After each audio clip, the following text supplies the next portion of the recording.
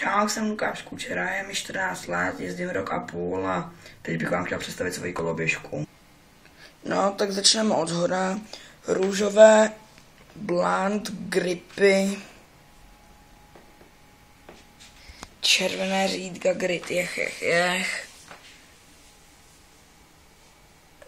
S takovou krásnou samolepkou Gizmania. District Double Clamp, Odyssey hlávko, French ID Vidlice krmo,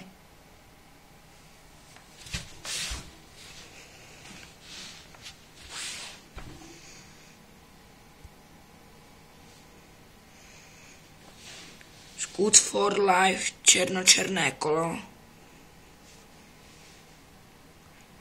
Velmi dobré, vyhovujeme, zatím nemám ani žádnou plošinku na něm za tu dobu, co na tom jezdím.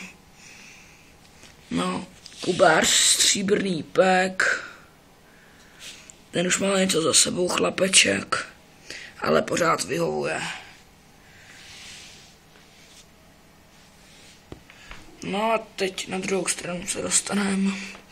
Tak tady je pro změnu zase černý District ocelový pek. Mám tady taky černočerné kolečko Scoot for Life.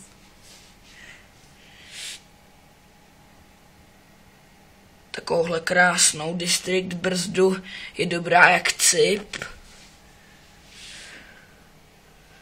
No a nakonec zase, jako aby to bylo nejvíc zabitý, víš co, tak District DK2 desku červenou, je úplně nejvíc streetová, jako, takže jako doporučuji prostě, úplně láčová je.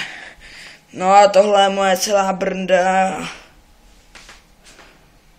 je hodně láčová, no.